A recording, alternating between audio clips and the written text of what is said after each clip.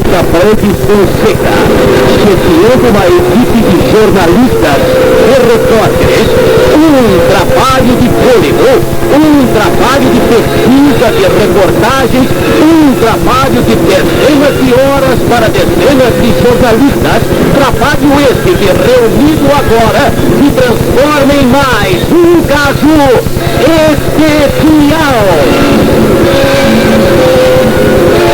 Sonoplastia Roberto Félix, ao início deste caso especial, Gil Gomes lhes diz.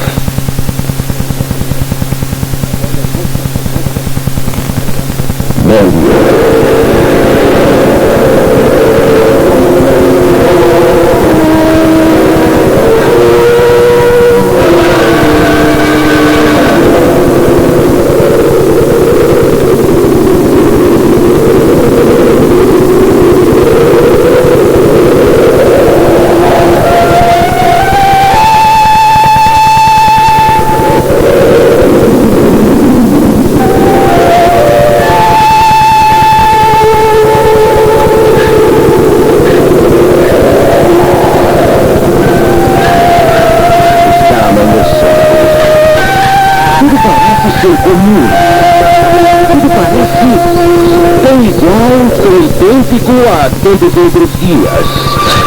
Amanhã. Calma, sossegada até então, Ilha Anchieta. Calma, sossegada, aparentemente, teoricamente. A Ilha Anchieta está vivendo um dia comum. Na manhã de 20 de junho de 1952. Exatamente uma semana. 5 horas da manhã, o corneteiro deu o toque de alvorada. Hora de todo mundo levantar. 5 horas da manhã. Ilha Anchieta, 20 de junho de 1952.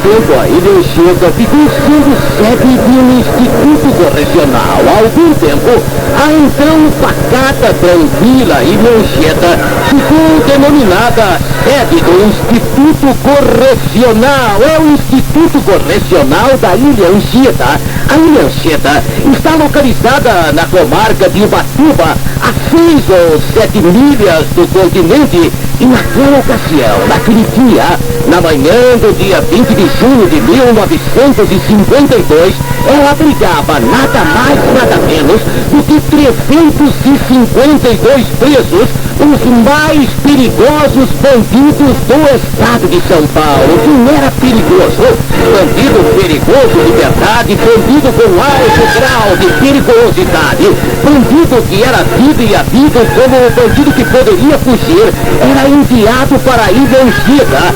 Lá estavam, entre outros, Diabo Loiro, Pereira Lima, Portuga, Tabu, Jirico, muitos bandidos perigosíssimos que durante longo tempo haviam ocupado manchetes em todos os jornais da capital paulista. 352 bandidos no dia 22 de junho de 1952, quando, às 5 horas, impreferivelmente como acontecia todo dia, o corneteiro deu o toque de alvorada. Agora todo mundo tinha exatamente meia hora. Acordava-se às 5 horas e durante meia hora os presos teriam que fazer a sua higiene. Iriam ao banheiro e exatamente às 5h30, quando o corneteiro desse outro toque, o café seria servido. E o café era servido dentro das próprias celas. Os presos recebiam uma xícara com café e um pequeno pão, que era fabricado na própria padaria instalada lá na Ilha Anchieta. O pão era feito pelos próprios presos. Então, 5 horas da manhã, era uma manhã de junho, uma manhã de névoa, uma manhã em que o vento noroeste soprava, uma manhã fria, uma manhã de junho, 20 de junho de 1952, e os presos começam a andar como se tudo estivesse normal. Não, mas não estava. Alguns sabiam que naquele dia um plano de fuga ia acontecer, mas fugir da ilha Anchieta, como se poderia fugir da ilha Anchieta? Como se poderia fugir de lá? Era impossível, impossível mesmo. Se não bastasse a vigilância, como alguém conseguiria escapar? Como alguém conseguiria chegar até o continente? A ilha Anchieta estava afastada de 6 a 7 milhas do continente comum. Mas um elemento havia encabulado um plano.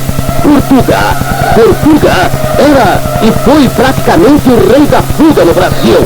Portuga, um elemento que idealizou o famoso túnel da penitenciária de São Paulo. Os senhores, talvez os mais idosos, talvez as pessoas de outra geração possam ainda se lembrar.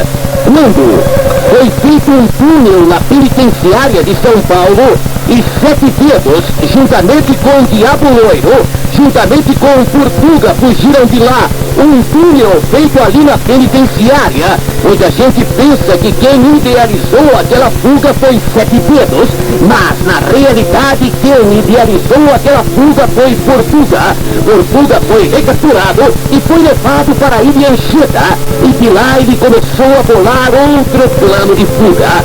O plano de fuga da ilha Anchieta iria acontecer na sexta-feira, dia 20 de junho de 1952.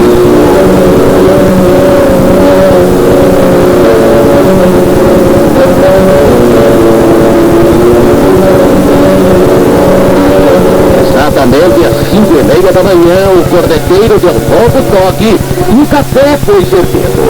Agora, os presos estavam alimentados e poderiam, alguns, sair para o trabalho. Eles trabalhavam lá, lógico. A padaria precisava ser abastecida, lenha, havia necessidade de lenha, e todo santo dia uma equipe de presos saía em busca de lenha, em busca de outros trabalhos que eram realizados por ali.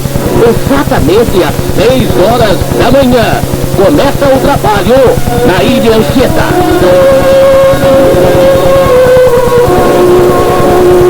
No entanto, antes de começar o trabalho, evidentemente, como em qualquer presídio, como em qualquer penitenciária, como em qualquer instituto correcional, existe a chamada. E naquele dia foi feita a chamada. Um preso, 2, 5, 10, 50, 100, 200, na ilha 352 presos, e todos iam responder 300, 300, 300, 300, 310, 320, 330, 340, 350, 351. 351, estava faltando um. Um preso havia fugido. Um preso havia fugido. Quem era? Imediatamente nova chamada foi feita e se constatou que estava faltando um preso de bom comportamento de nome Flores.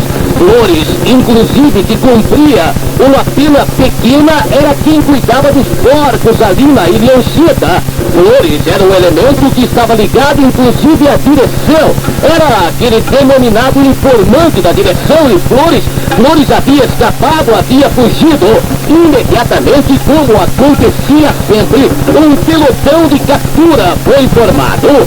12 soldados foram colocados na tentativa de capturar o preso Flores. E bem, as barcas estavam lá. Existiam 2 canoas na ilha e uma lancha. A lancha estava lá e as 2 canoas também estavam. Então Flores havia fugido para o meio do mato. E o pelotão de capturas, formado por 12 soldados, o pelotão ia partir para procurar Flores. Mal sabiam os administradores, os diretores da ilha que aquilo fazia parte do plano. Flores não havia fugido, não. Flores estava morto.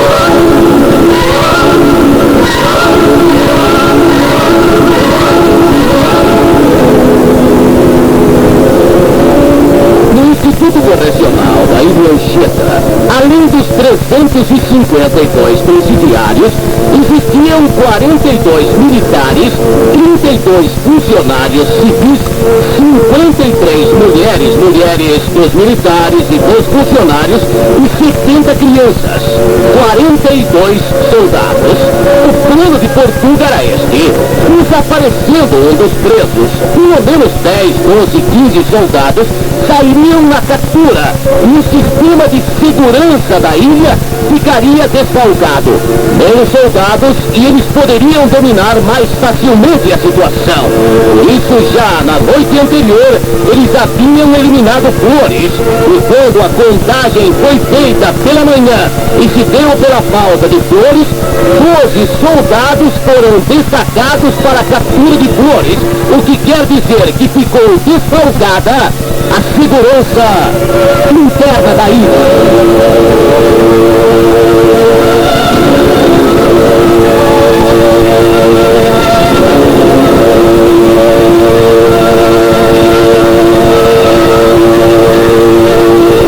Mais ou menos às 7 horas da manhã, é formada a turma que vai cortar a lenha. Ali no morro, conhecido como Morro do Papagaio, há um corte de lenha. E 120 presos vão para lá. São 120 presos que vão cortar lenha.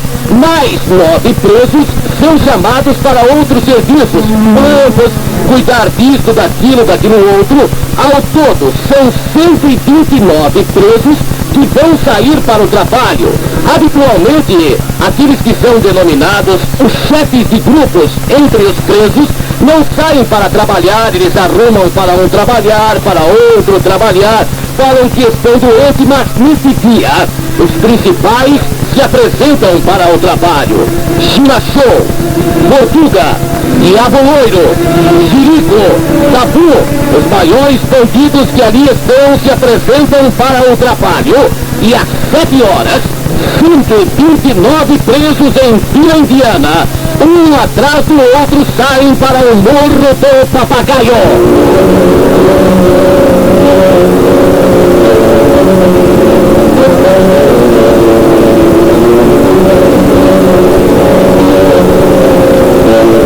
Entre 17 presos vão cortar lenha. Os outros ficam ali para espantar bichos e cobras.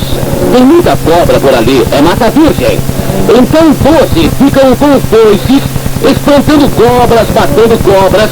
117 presos para o corte de lenha. E para tomar conta de 117 presos que partem para o trabalho, levando foices e machados, existem 5 guardas.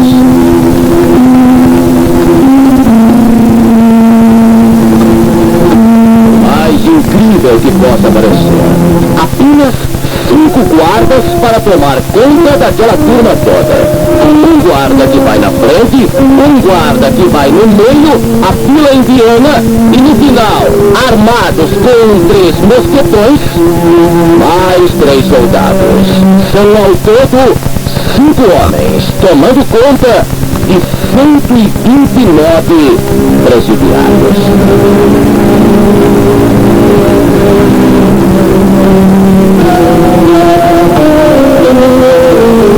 Da sede do presídio até onde cortariam a lenha, os presos seguem por um pequeno caminho.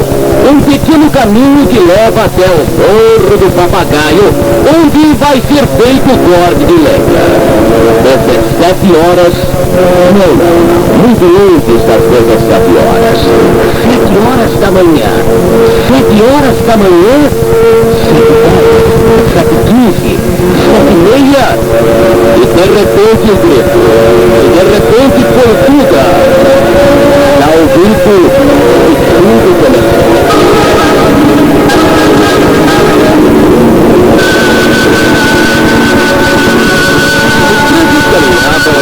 Vagarosamente os soldados seguiam, quando de repente Portuga gritou, quando de repente Portuga deu um sinal. O soldado Geraldo, que estava ali no meio, foi imediatamente dominado. Ele tenta reagir, ele tenta apontar a arma, mas a arma lhe é tomada imediatamente. O soldado Geraldo morre. O soldado Geraldo é morto pelos bandidos. Os outros soldados, vendo que Geraldo morreu, se entregam. Os bandidos dominam agora a situação fora do presídio. Os bandidos dominam agora a situação fora do presídio. Lá dentro, no Instituto Correcional, ninguém viu nada. Aqueles bandidos que saíram para o trabalho dominaram aqueles 5 soldados e armados estão agora. Eles têm consigo 5 armas, 3 mosquetões, 1 fuzil e 1 revólver. Um soldado está morto. O soldado Geraldo foi o primeiro morto. Foi a primeira vítima da rebelião da Ilha Anchieta.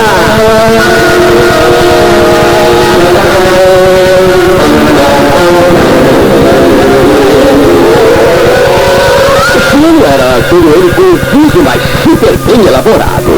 O plano estava todo ele bem estruturado, mas super bem estruturado mesmo. A situação era uma situação agora incrível. Dentro do presídio, tudo igual, tudo normal, mas super normal. Fora do presídio, aqueles 5 soldados estavam dominados. Ninguém sabia no interior do presídio. Inclusive o capitão Sadi, que era o comandante, tinha a maior tranquilidade do mundo e estava naquele momento se preparando para matar um porquinho que seria o seu almoço. O tenente estava tranquilo, chefe do destacamento. Todos os outros soldados, o senhor Portugal, chefe do setor de disciplina, também estava tranquilo. O soldado Melquiades, que era o enfermeiro-chefe de lá, também tranquilo. Havia uma tranquilidade total no interior do presídio. Mas fora do presídio, Portuga, Pereira Lima, China Show estão agora tentando se apoderar do resto da ilha. Como? Eles têm que tomar o quartel, a casa, as armas.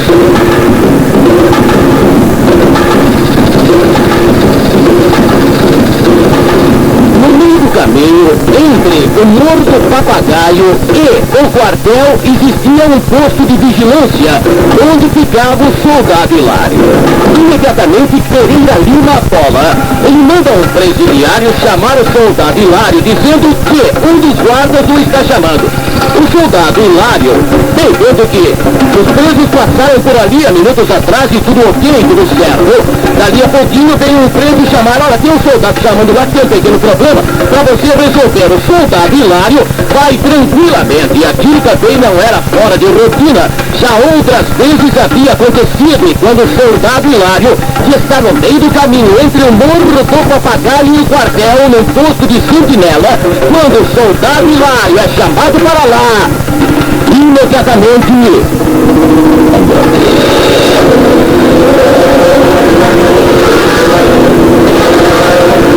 a confusão é tremenda, mesmo entre os presos, não os que estão dentro do presídio que não sabem de nada, mas entre os presos que estão do lado de fora, que saíram para o corte de lenha. São 129 presos. Daqueles 129, pelo menos antecipadamente, 100 não sabiam de nada. Então eles ficam apavorados, 2 soldados mortos, 2 soldados mortos, mas Pereira Lima, Portuga, China Show, Jirico, de armas nas mãos, dominam todos os presos e dizem: aquele que não cumprir a risca, o que vai ser dito, o que vai ser mandado, morre.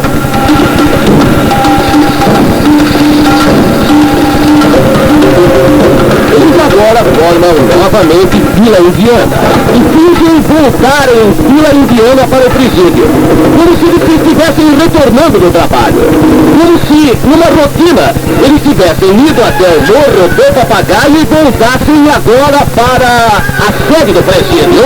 O plano era o seguinte: no caminho estava situada a Casa das Armas, ali estavam guardados 35 fuzis, 5 metralhadoras, 15 revólveres, 11 cavalinho e mais de 3.000 balas, e aquela casa de armas tinha um soldado na porta e um soldado lá dentro.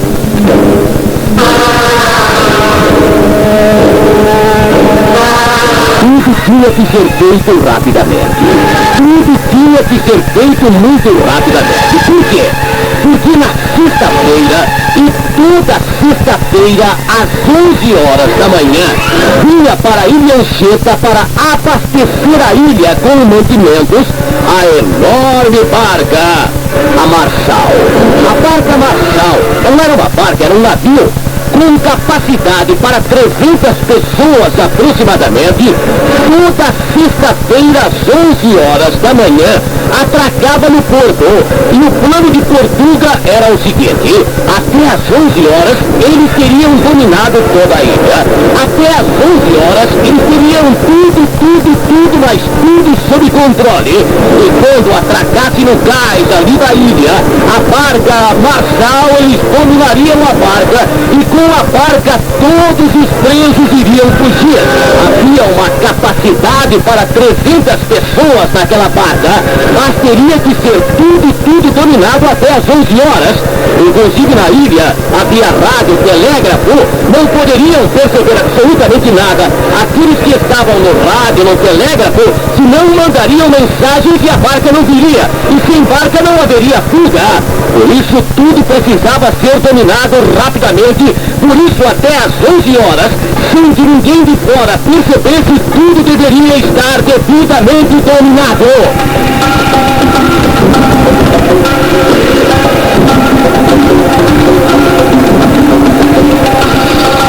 Aproximadamente às 8 horas, pouco mais de 8 horas da manhã, eles se aproximam da casa de armas. Ali na frente, ali naquela pequena, é uma pequenina casa, uma casa gradeada, uma casinha pequena com grades, fica um soldado armeiro. Existia um vigia que ficava na frente, mas por trás ninguém. Quem iria supor que alguém iria atacar a casa de armas? Quem iria supor que alguém iria atacar a casa de armas? Mas os amotinados, comandados agora por Pereira Lima, quando Pereira Lima dá o sinal, eles vão rapidamente para a casa de armas. Agora, o grito de Pereira Lima agora faz com que aqueles 129 homens se aproximem rapidamente, correndo da casa de armas. O sentinela imediatamente foi abatido a tiros. Era o terceiro soldado a morrer. O soldado Otávio, que estava trancado no interior da casa de armas, foi baleado também. As portas são arrombadas e a partir daquele momento os bandidos estão armados. Toda a casa de armas passa para as mãos dos amotinados. Toda a casa de armas passa para as mãos do bando, comandado por Portuga, por Pereira Lima, por Chilachô, por Diabo Loiro, por Jirico e por outros também.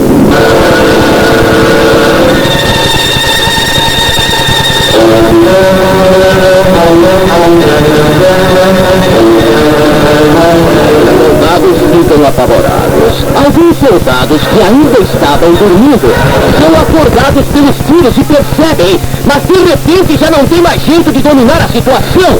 De repente os soldados estão dominados. O soldado se esconde dentro do guarda-roupa, enquanto outros soldados, muitos haviam saído para procurar flores e estão no meio do mato. Outros que estão ali correm também para o meio do mato. Um soldado se esconde dentro do guarda-roupa. O alojamento dos guardas é invadido pelos amotinados, agora armados até com metralhadoras. Quando abrem a porta e vem aquele soldado escondido no interior do guarda-roupa, eles começam a brincar com o soldado. Eles colocam em um fuzil a baioneta e dão vários golpes no soldado, matando-o também.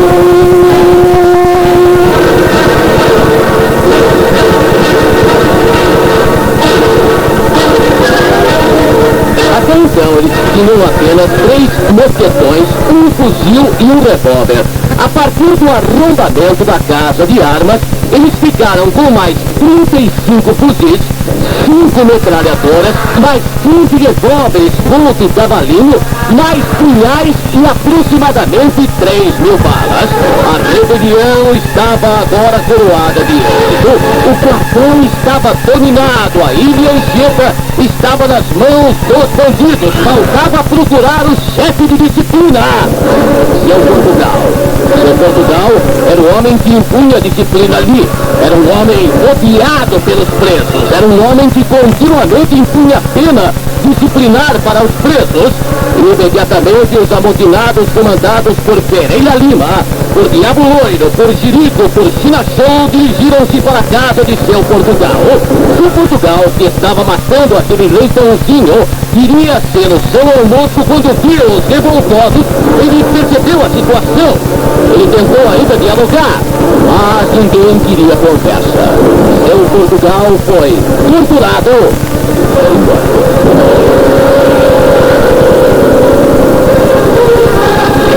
A confusão era indescritível. A confusão era inenarrável, mas inenarrável mesmo. Os presos que eram considerados de bom comportamento, aqueles que eram chamados na ocasião de dedos duros, eram eliminados sumariamente. Aqueles que eram informantes dos diretores do presídio, imediatamente eram dominados. Um tal de Baiano, que era informante da direção, foi levado para o banheiro, deram-lhe corda. Deram-lhe um pedaço de corda e disseram: daqui um minuto nós abrimos a porta. Se você não estiver morto, você vai ser trucidado, selvagemmente torturado. E ele, baiano, foi induzido, obrigado a praticar o suicídio.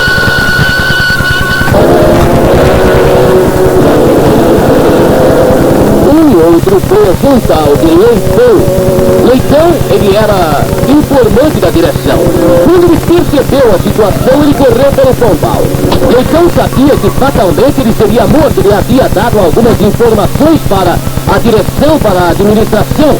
O que fez Leitão? Ele chegou lá no Pombal, arrancou a cabeça de alguns pombinhos e com o sangue ele passou o sangue nele mesmo e ficou caído de boca aberta.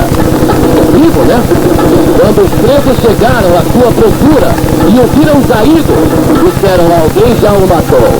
O Leitão, de todos os informantes, foi o único que escapou vivo.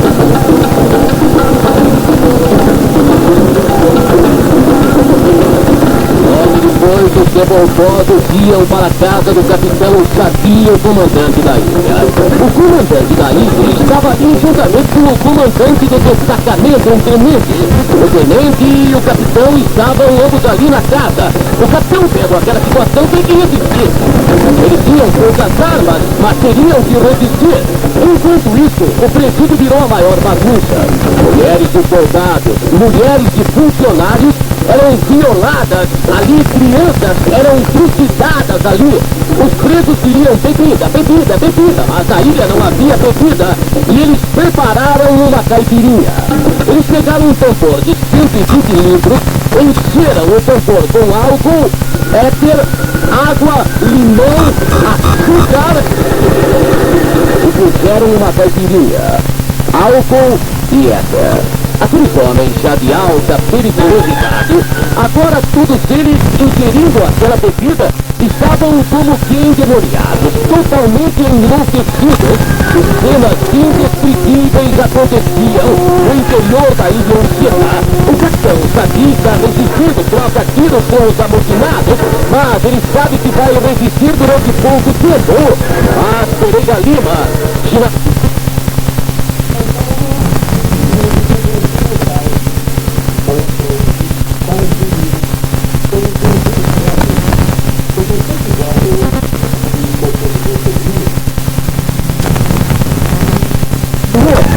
Carneiro da Ponte.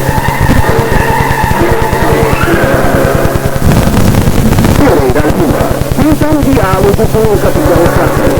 E afinando uma bandeira branca, ele improvisa uma bandeira branca e vai conversar com o capitão Sadia. E fica estabelecido que em troca da vida do capitão, do tenente, dos familiares e dos funcionários e mulheres também, o capitão se entrega. E os revoltosos ficam agora donos da situação. O plano foi idealizado pelo Tortuga, mas quem comanda tudo agora é esperei ali.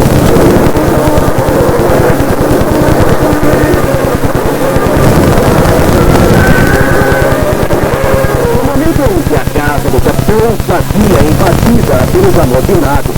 Um soldado quer saber de sua esposa. É um soldado que tem amizade com o preso Capu. Então ele pergunta ao Capu, minha mulher fugiu. Capu tem um mito. E os amigos dele pensassem que ele tinha amizade mesmo com o guarda. Olha para o guarda, aponta o fuzil para o guarda.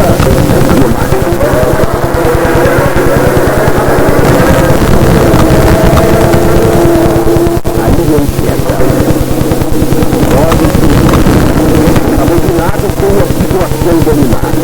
As cenas são injustiçíveis. O que está acontecendo ali é impossível de ser contado. Filmes foram realizados, livros foram escritos a respeito da rebelião da Ilha Anchieta e nunca ninguém conseguiu contar tudo que aconteceu ali. Por exemplo, o sargento Melquiades, ele era um médico de lá, um enfermeiro. Então o Melquiades era sempre chamado, porque os presos mais indisciplinados diziam, quando chamados para o trabalho, que estavam doentes. Então o sargento, que era o enfermeiro, ia examinar que não tem nada, dá sal amargo para ele. Ele ficou sendo conhecido como Doutor Sal Amargo. No dia da rebelião, o sargento Melquiades, que era um jovem casado há 6 meses, foi levado para o meio da ilha. Ali mandaram que ele fizesse ordem unida. Direita, mover! Esquerda! Direita! Esquerda! E agora você vai morrer. O sargento se ajoelhou e implorou por sua vida. Mas não adiantou. Curado por dezenas de golpes de baioneta, o sargento morreu.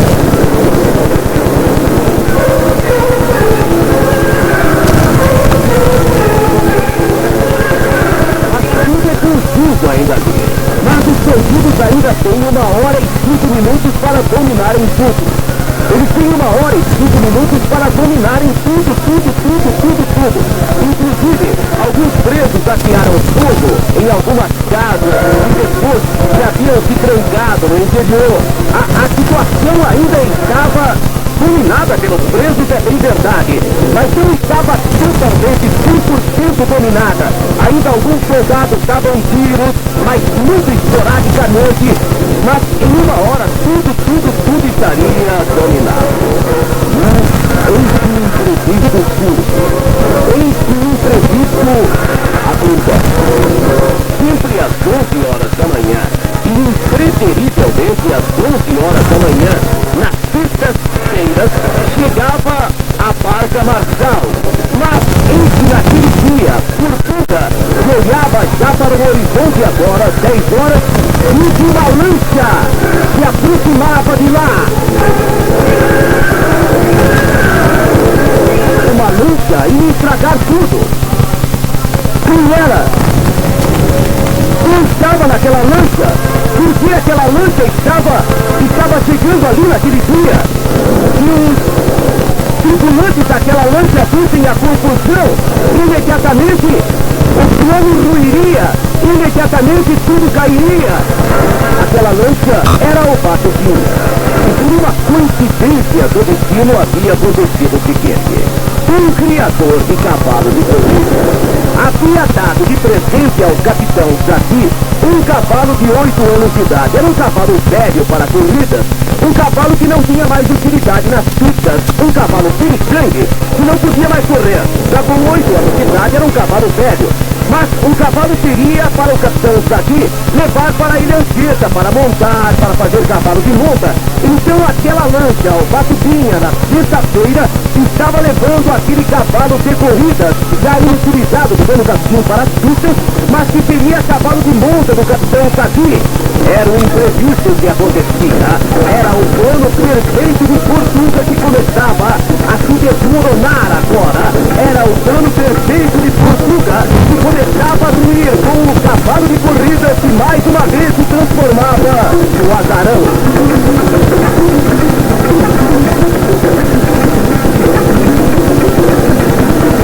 Rapidamente, Portuga tenta por as coisas todas em ordem na ilha, mas ele tem 1 ou 2 minutos, não dá mais tempo. Pereira Lima aos gritos, se lascou. Eles tentam rapidamente apagar o fogo que existe aqui e acolá. Mas a lancha percebeu. Ali do interior da lancha, os tripulantes da Ubatuvinha, o mestre da Ubatuvinha percebeu, tem alguma coisa errada. Olhando, ele viu preso com arma na mão. Rebelião, vai atracar ali. E imediatamente eles fazem a volta. Pereira Lima, Girassol, Perigo, Capu, os outros tentam, mas tentam de todas as formas interditar aquela lancha. Atiram em cima. Mas a Ubatuvinha foi embora. O plano havia ruído, é lógico. Agora os elementos da Ubatuvinha iriam avisar aos homens da barca maior, da enorme Marçal, e a Marçal não mais viria. E como os presos iriam fugir de lá, e como os presos iriam fugir de lá. Lembraram-se então. Existiam 2 canoas com capacidade para 2 ou 3 pessoas, e existia também a Carneiro da Ponte, uma lancha para 35 pessoas no máximo.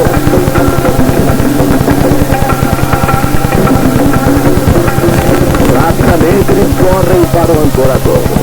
Rapidamente os presos que dominam a rebelião correm para a lancha Carneiro da Ponte. Porque daqui a pouquinho vai ter uma confusão ali. Quando a Ubatuvinha, ou pelo rádio ou pessoalmente em Ubatuba, avisar que há a rebelião, não tem de todo lado para dominar ali. E vai ser um Deus nos acude, agora o desespero. Eles mataram tantas e tantas pessoas, então agora tem que fugir. 300 presos fugindo. Uma barca indicada no máximo.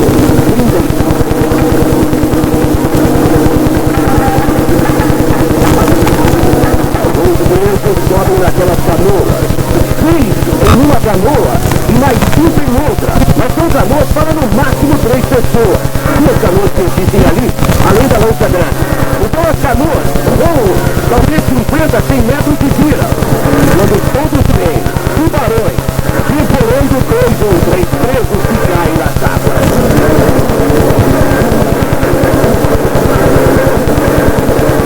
Pereira Lima foi uma metralhadora e está no comando da Carneiro da Ponte. E preso entrando. 10, 20, 30, 40, 50, 60, 70. E a barca que vai afundar. Não dá mais, eles gritam. Mas quem é que quer ficar da ilha Anchieta, sabendo que agora vem toda a repressão por lá? Muita gente morta, tem que escapar. A última oportunidade é a Carneiro da Ponte. E gente entrando, não dá mais. Os elementos que estão com as metralhadoras na mão começam a atirar contra os próprios presos que tentam entrar na Carneiro da Ponte.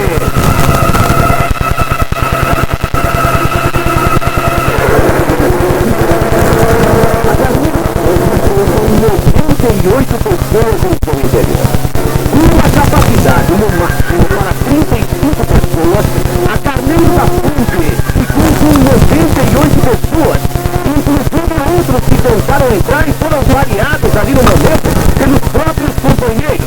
Mesmo quando a Carneiro da Ponte deu a partida, 2 presidiários, Cleitinho e Tino Pinto, que haviam sido marinheiros, haviam tomado conta então de como dirigir aquela barca até no Ubatuba, porque o Ubatuba não dava mais. E no Ubatuba todo mundo tentava avisar.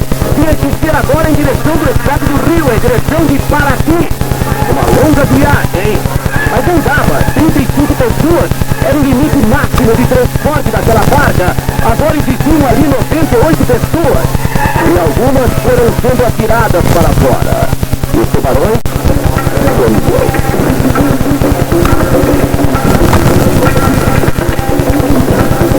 Os presos foram mandados se atirarem no solo para ficar como lastro. Então um em cima do outro. Mas mesmo assim aqueles que estavam de pé, quando o noroeste tem ondas altas, quando a barca jogava, alguns ainda caíam. Os tubarões que rondavam antes de ter caído da gente, rondavam ali e iam correndo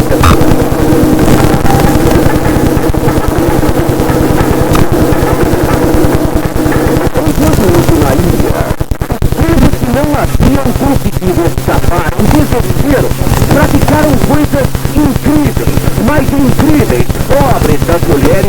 permaneceram. Coitadas das crianças que ali ficaram. A caipirinha que foi feita 120 litros de álcool e éter, tudo ingerido. Os presos ali em estado de loucura, sabendo que logo chegaria toda a polícia, que logo chegaria todo mundo ali para dominar a situação. E a lancha? Tomar a lancha caminhando em direção do Paraty. A lancha. Enquanto isso, todo mundo era avisado. Enquanto isso, aquele da lancha ou patrulha que levava o cavalo por corridas, já os tripulantes haviam avisado. E toda a polícia, o exército também, todos tentavam agora dominar a situação.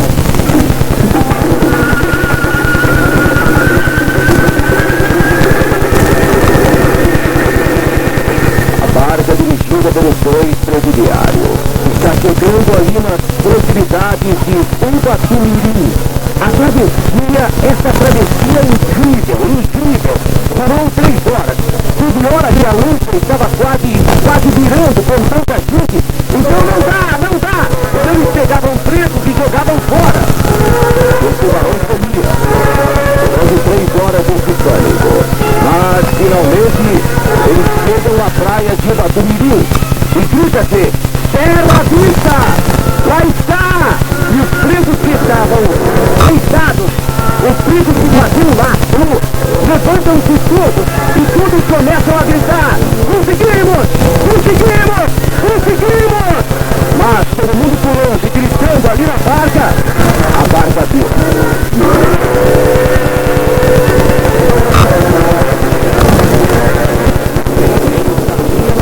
não foi comido, devorado por tubarões pintureiros que ficam por ali, chegou até a praia.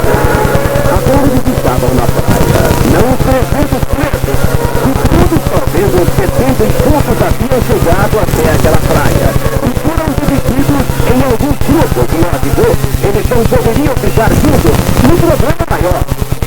Eles ficaram numa praia. Então a praia aqui, Mata Virgem e logo adiante não tem nenhuma estrada. Para onde eles estão? Alguns grupos se formam. O grupo de Pereira Lima, o grupo de Estilação, o grupo de Chirico e o grupo do idealizador de toda a fuga.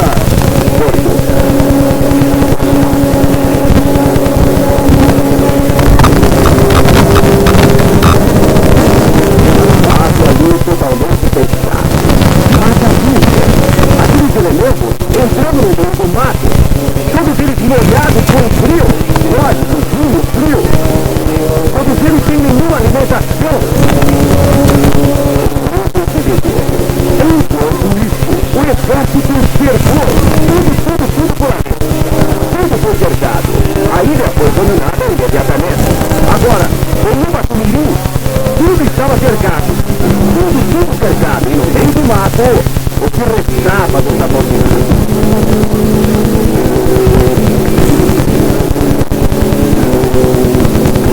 Já no primeiro dia, aproximadamente 40 pessoas foram presas.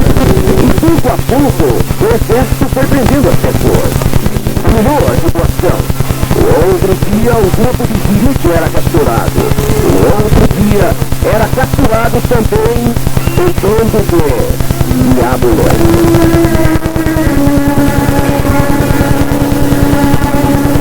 Faltavam apenas 2 grupos para serem dominados. No meio do mato, um sádico morrendo de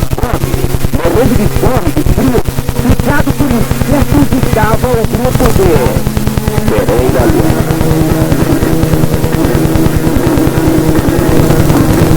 Caminhando no meio do mato, Mata Virgem, o grupo de Pereira Lima conseguiu chegar às proximidades de Paraty. Quase na cidade de Paraty. O grupo de Pereira Lima estava nas proximidades de Paraty. Os homens estavam em um estado lastimado, lamentado, todos eles mordidos por insetos, todos eles completamente inchados, mas inchados de tanto espinho de andar no meio do mato. Estavam mais mortos e feridos, mas todos os caminhos lá estavam cercados. Tudo, mas tudo mesmo, tudo estava definitivamente cercado.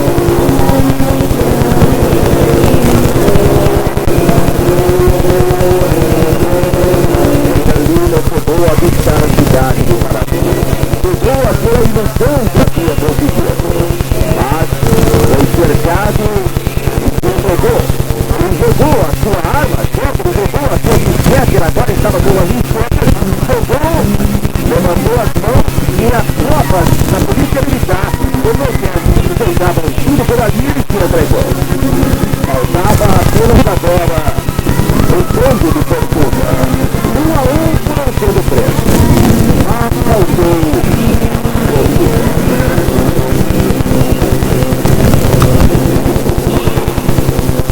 Todos prontos, todos menos Fortuga.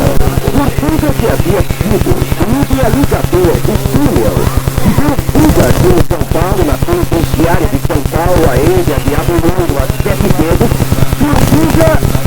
Fortuga não fora capturado. Fortuga não fora morto na travessia, porque ele comandou um grupo de alguns que foram elementos, alguns que foram presos ali disseram, Fortuga seguiu em frente.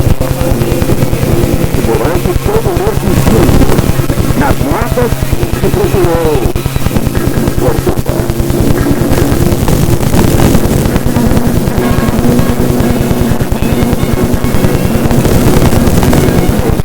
Que batia o balanço, o trágico balanço da ilha inquieta. 75 presidiários, 75 presos haviam morrido. 75 dos 352 presos haviam morrido.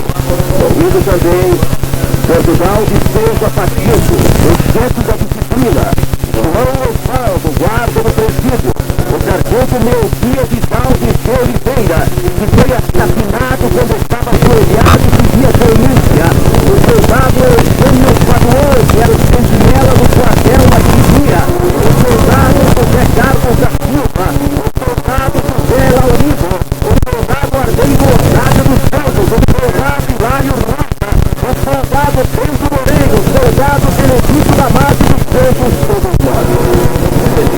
5 presidiários mais. O general, o João, o sargento, o soldado Pedro, o soldado José, o soldado José Laurido, o soldado Armeiro Otávio, o soldado Hilário, o soldado Bento, o soldado Benedito, ao todo os 35.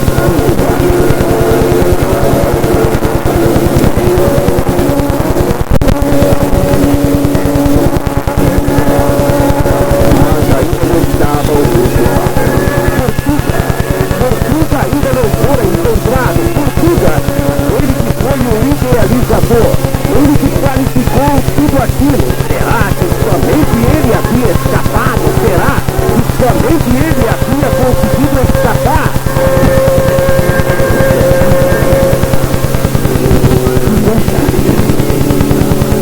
Não.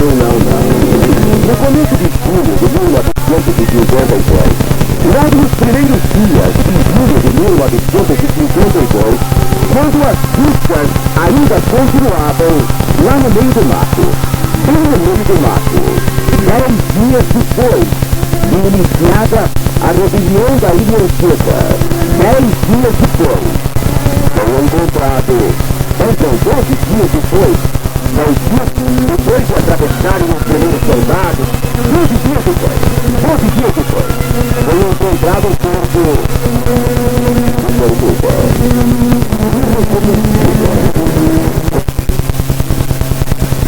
reunido por bispos, irreconhecível, ali estava o planificador da rebelião. Irreconhecível estava como se sabia que era Fortuga. Ele estava ainda com uma roupa de presidiário. No bolso, um óculo, e ele se entregou. Era um óculo que tinha assim uma espécie de fundo de ouro. Mas ele poderia ter colocado em alguém aquilo. Mas a arcada dentária não mexe. Com a arcada dentária foi cumprido. Ali estava Fortuga. Ali estava o idealizador da rebelião da Ilha Inquieta. Fortuga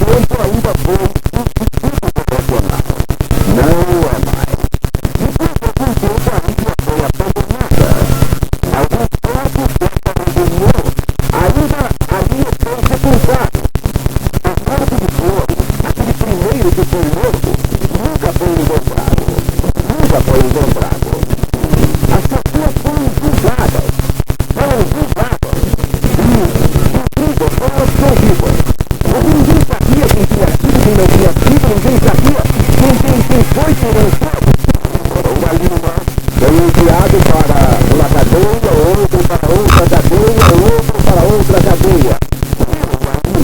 Inclusive foi enviado para o Instituto Penal Agrícola do Campo do Rio Preto, onde ficou um amicíssimo do diretor. E ali foi uma luta. E um crime acabou batendo no Instituto Penal Agrícola.